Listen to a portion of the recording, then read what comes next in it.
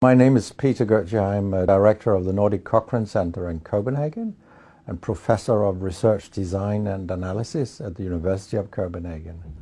2 years ago, I found out that our prescription drugs are the third leading cause of death after heart disease and cancer. Our drugs kill around 200,000 people in America every year, and half of these people die while they do what their doctors told them. So they die because of the side effects. The other half die because of errors.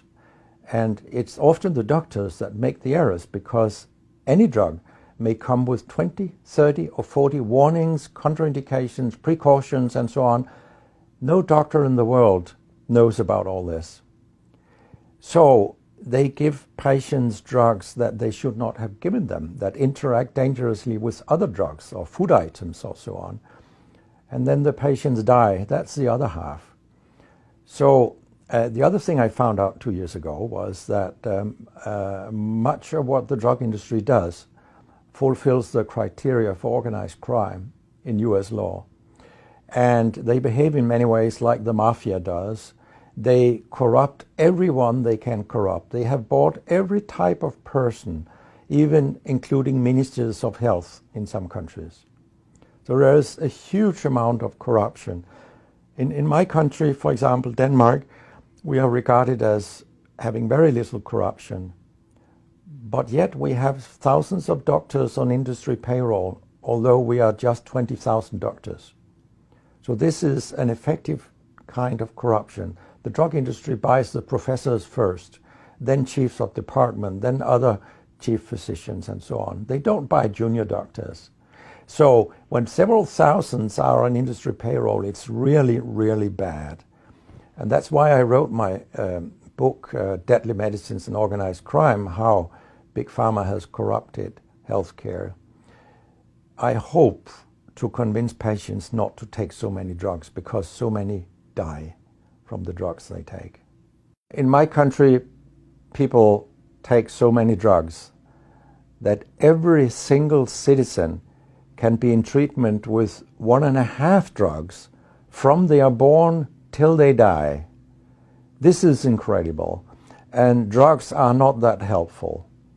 And they kill very many of us. We know that. That's why drugs are the third major killer after heart disease and cancer.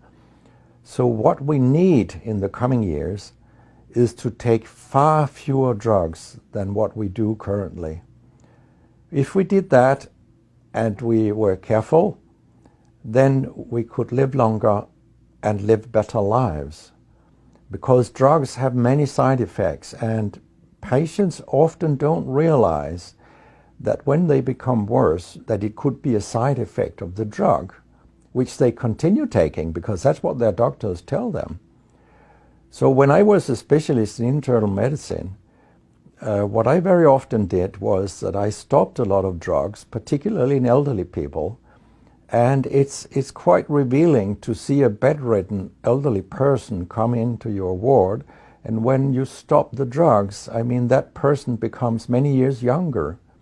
And many of these drugs affect the brain, and old people tolerate that very, very badly. They fall, and when they break a hip, 1/4 of them die. And for example, antidepressant drugs are used in more than 10% of our elderly.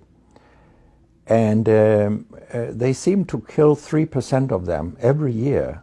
I mean, if 100 old people take an antidepressant for 1 year, 3% of them will die because they fall and break their hip. This is a huge death rate. So a lot of other drugs than antidepressants also make people fall and kill them. And they may affect your cognition, your memory, and all these things. And then they interact in ways that we know almost nothing about. Very many elderly, they take more than 5 drugs a day. And we actually don't know how these drugs interact with each other. What we do know is that all drugs have many effects in the body, and some of them interact also in their metabolism. so that you can get a too high concentration of a drug if you take other drugs simultaneously. So we make a lot of harms that we don't even recognize. I have a pretty colorful collection of things people have called me during all these years. And sometimes journalists have asked me, why do you always look up controversy? And my reply is, I don't. Controversy looks me up, because it's not popular to tell the truth in healthcare. You will get a lot of enemies, because a lot of people make money on false premises, doctors and industry alike. And our drug regulators and our politicians, they are on board on this wagon. So very few people are independent of money in healthcare.